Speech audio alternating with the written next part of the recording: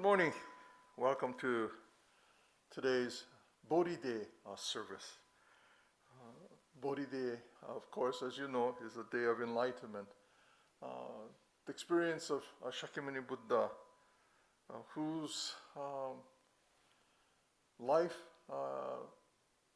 exemplified as a Buddha what is possible for us as human beings. And through his experience and through his teachings, we are able to learn of those experiences and to be a part of that awakening.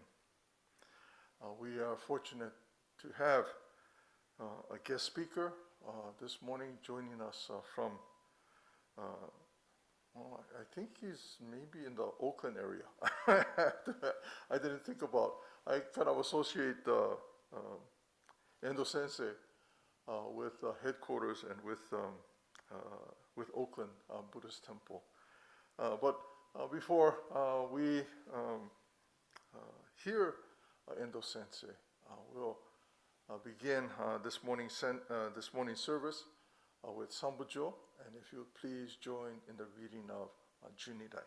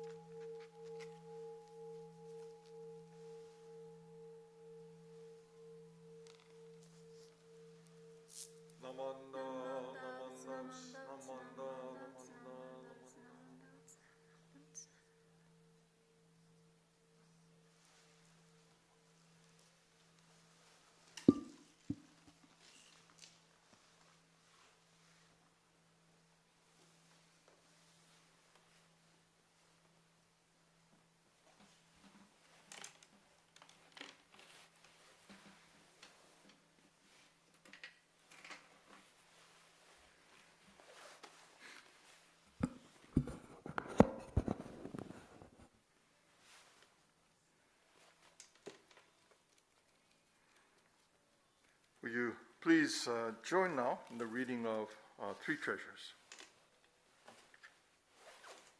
Hard is it to be born into human life, and now we are living it. Difficult is it to hear the teachings of the Blessed One, now we hear it.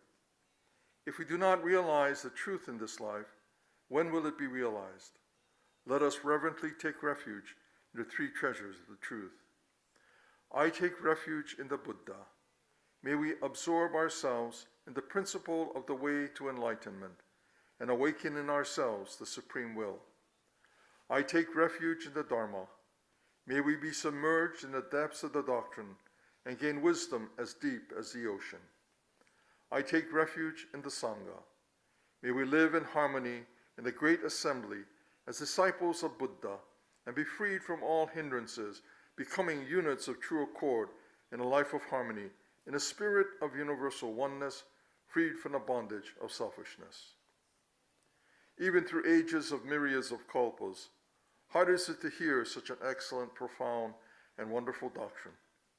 Now we are able to hear and receive it. Let us thoroughly understand the true meaning of Tathagata's teaching.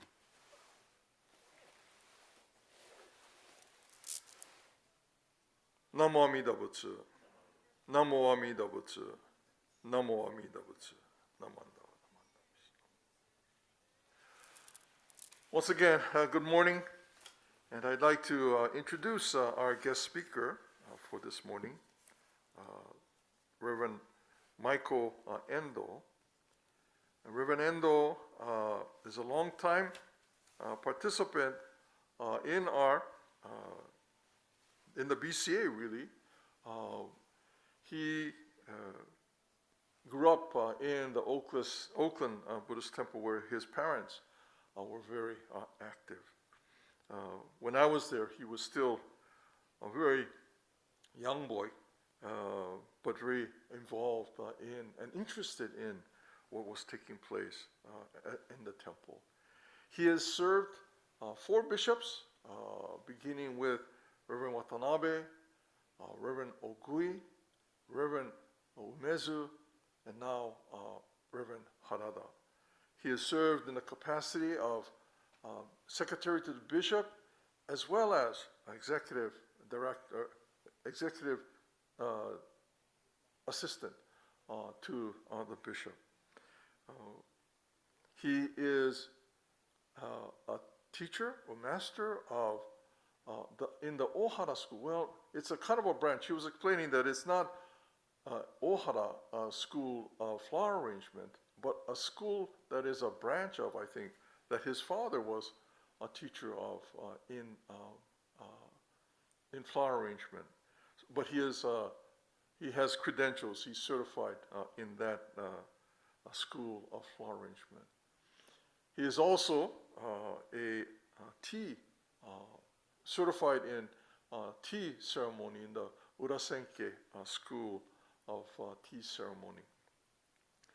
So we have with us this morning for our Bodhi Day service someone who I've had the great pleasure of knowing for a very long time. Whenever I have questions about what's going on in the BCA or what I have to do or what I need to register for, I send an email to Michael. I say, Michael, what's going on? And he'll respond and let me know what I need to do. So it is my pleasure to be able to introduce this morning's speaker for our Bodhi Day service, Reverend Michael Endo. Endo Sensei, onegaishimasu.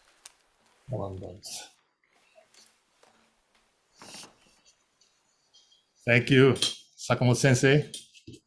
It's hard to call Sakamoto Sensei, since we've known Jerry for so long, but of course, on this occasion of the Bodhi Day Service, I will refer to you as Reverend Sakamoto Sensei. But before I begin my message, if I could just ask everyone to please join me in Gassho.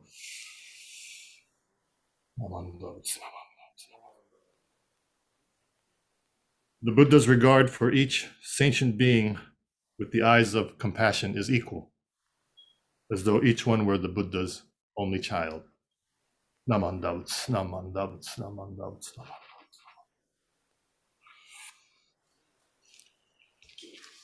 Well, good morning, everyone. And again, thank you, Reverend Sakamoto, for this invitation to be with you on this occasion of Bodhi Day for the members of the San Jose Betsuin.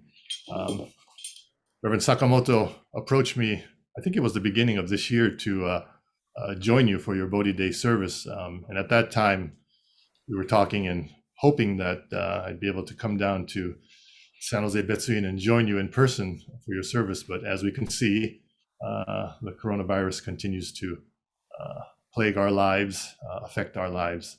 And so we're unable to meet together in person, but it's an honor to be with you here on Zoom to be able to share my message this morning with all of you. And just to make some corrections, thank you for the nice welcoming introductory words, Sensei, but I'm far from being a master in either Ikebana or tea ceremony, but I do enjoy both as a couple of my hobbies, and so. But I appreciate the honors that you bestowed upon me for those two hobbies that I have.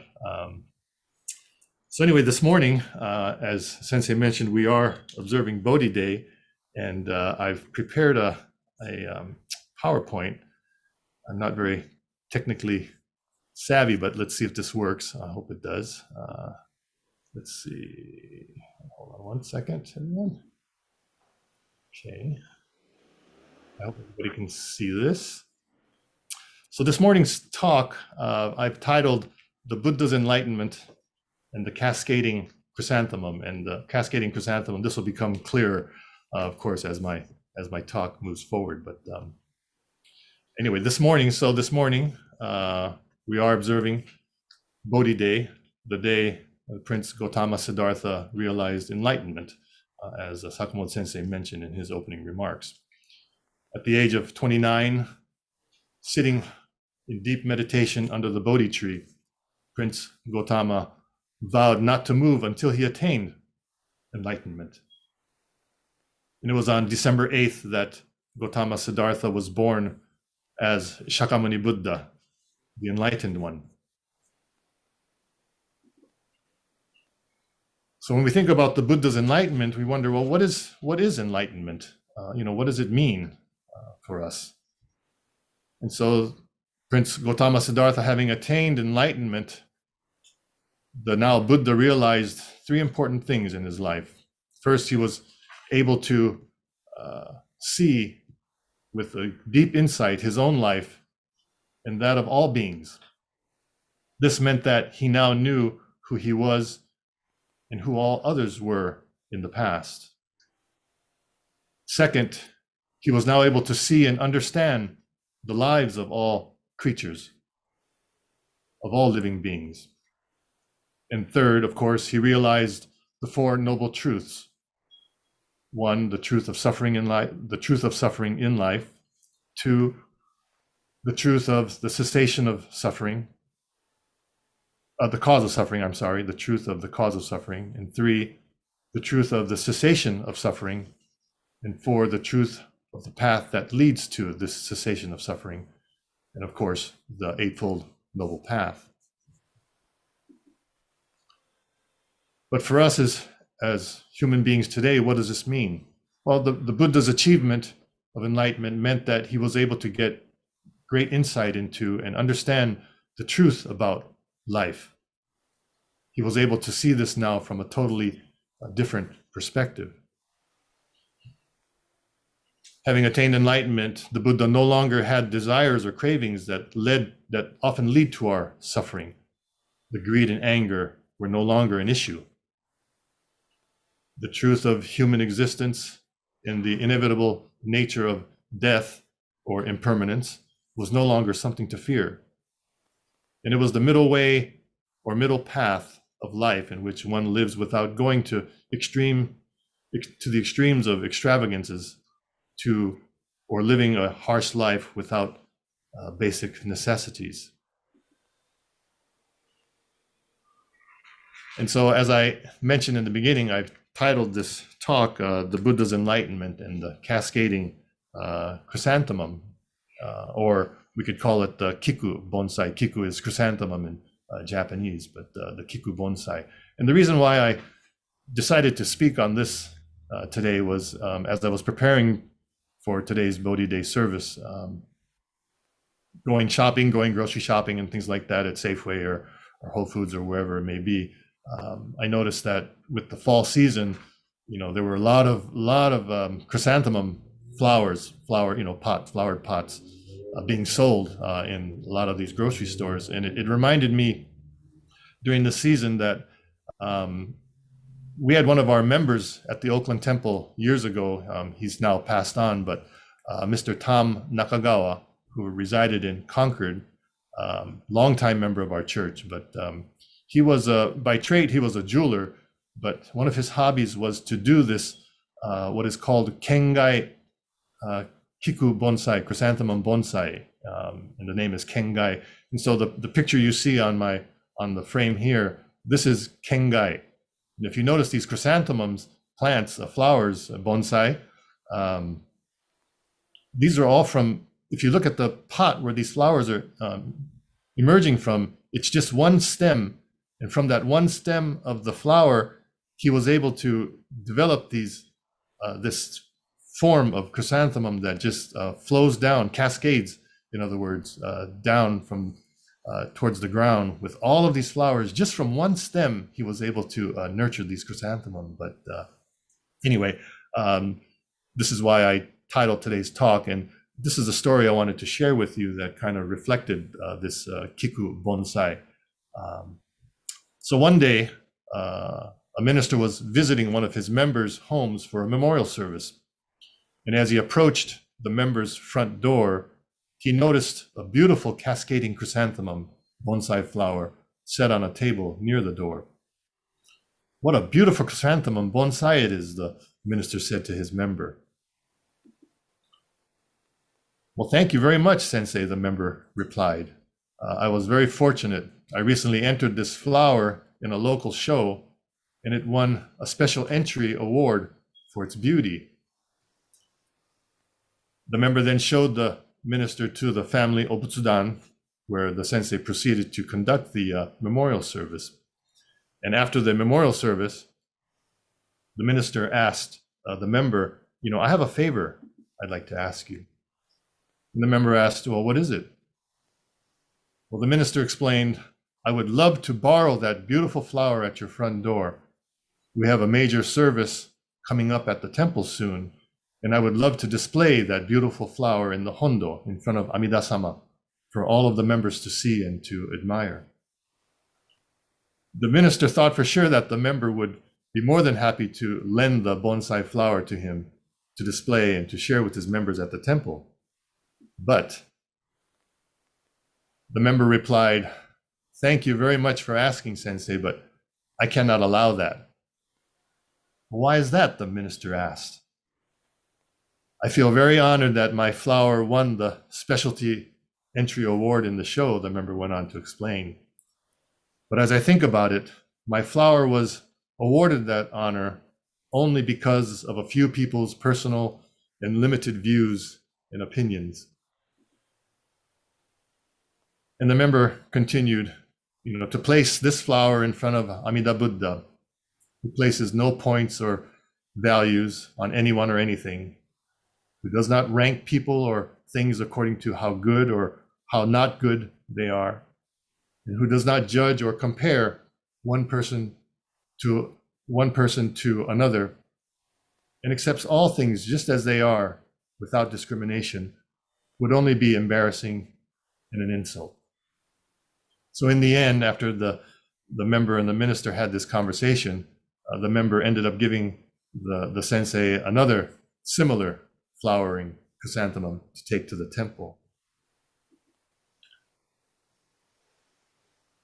At the opening of my message this morning, I quoted something from the collected works of Shindan, and it was on the virtue of the enlightened one, the Buddha. And that quote, and in that quote, Shindan Shonin quotes Master Genshin concerning the virtue of the Buddha. And the quote goes, "The Buddha's regard for each sentient being with the eyes of compassion is equal, as though each one were the Buddha's only child." In Japanese, in the Chushakuban, it reads, "Jigen wo motte shujou wo misonawasu koto, byodou ni shite ishi no gotoshi." So what this story tells us is that the member did not want to display his award-winning flower in front of the Buddha because it won the award. By placing his flower before the altar, before the Buddha, he felt embarrassed or ashamed to place something that was objectified and compared, again, others in front of the Buddha.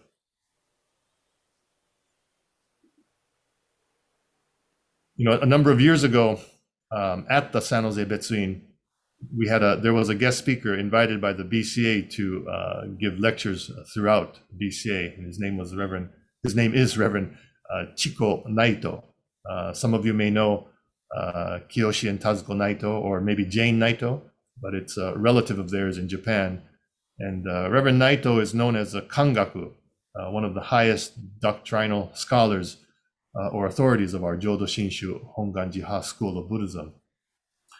And in his talk at San Jose, he noted that at Honganji in Japan, our headquarters at that time, they had just started a kind of a telephone counseling or advice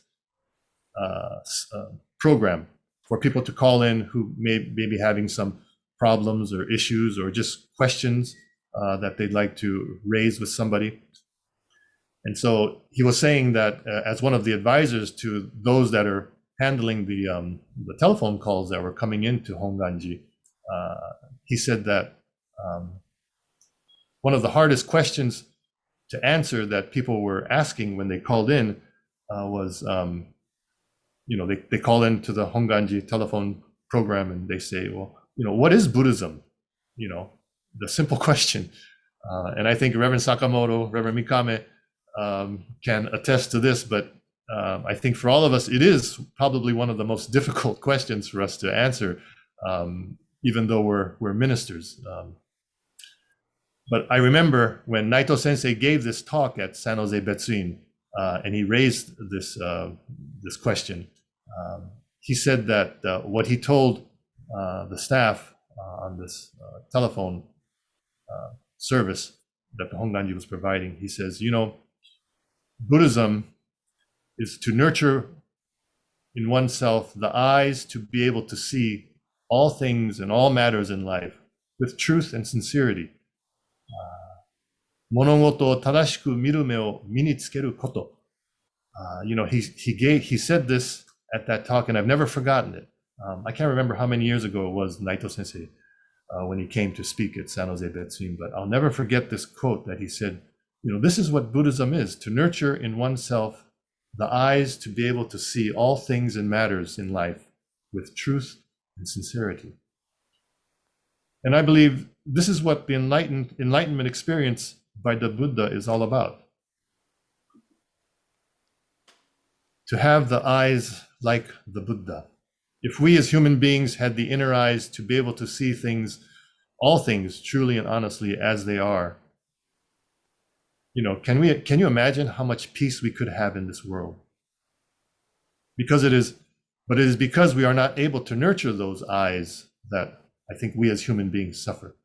We fight with one another, we discriminate against one another, with each other because for us, I'm right, and they're wrong. This is just human nature. And as a result, we hurt each other, whether it's through words or acts of violence.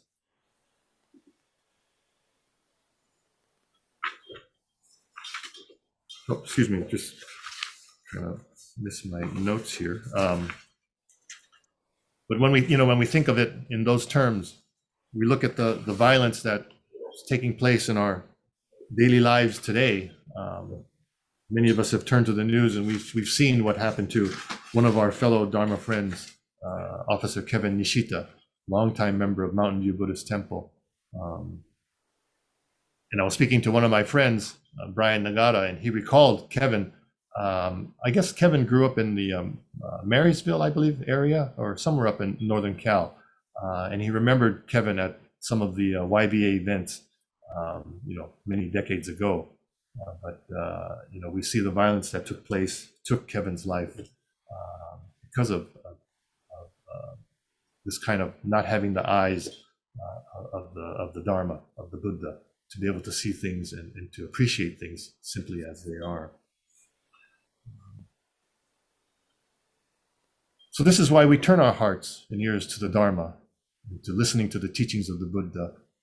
We can begin to develop the inner eyes and to begin to see things truthfully and honestly, and to begin to see all people, all things around us without being judgmental, discriminatory, objectifying.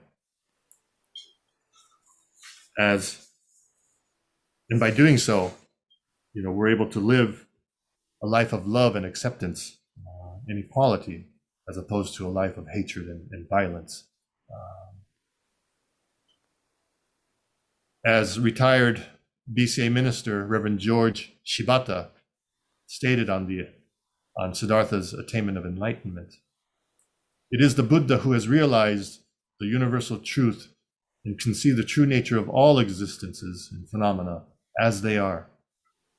Until this state has been reached or attained, we are leading a blind life filled with suffering and sorrow.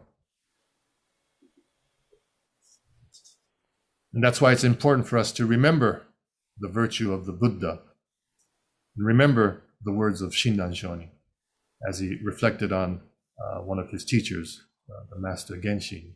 And that is, the Buddha's regard for each sentient being with the eyes of the Buddha is equal, as though each one were the Buddha's only child. And by listening to the Dharma and the Nembutsu teaching, it's my hope that we're able to strive to nurture in ourselves the eyes to be able to see all things and all matters in life with truth and sincerity. Again, I'd like to thank Reverend Sakamoto for this opportunity to take this moment to share the Dharma with you on the occasion of Bodhi Day, and to hopefully encourage everyone to turn to the Dharma, turn to the Nembutsu teaching, turn to the teachings of Shinran Shonin, and to develop these eyes of compassion, of wisdom within ourselves, so that we're able to live each day with truth and sincerity, and to appreciate and to live with peace and harmony with one another. So again, thank you, Sakamoto Sensei, for the opportunity to share my thoughts with you on this occasion of today's Bodhi Day. I thank all of the members of San Jose Betsuin for coming together this morning. Although we're not able to gather in person, hopefully next year will bring better things for all of us, opportunity to see each other and to greet each other and to hug each other without the worries of the virus. Hopefully we'll be able to do that next year. But again, thank you very much for this occasion. And so if you could please join me in Gassho, I'd like to close with Shinran Shonin's quote once again. The Buddha's regard for each sentient being with the eyes of compassion is equal, as though each one were the Buddha's only child. Namo Amida Butsu. Namo Amida Butsu. Namo Amida Butsu. Namo Amida Butsu.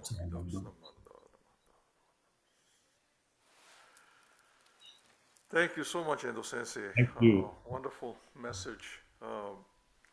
Yeah, in light of all the things that have been going on in our lives, we have had to make so many adjustments, and the events of our lives just continue to continue, and to be able to see things as they are certainly is one of the most challenging message of the Buddha Dharma, that we, when we can think about that in our own view of the world, that perhaps we can begin to change the way that we see things and how we engage the world. But again, thank you so much for your message this morning, for joining us for this Bodhi Day service.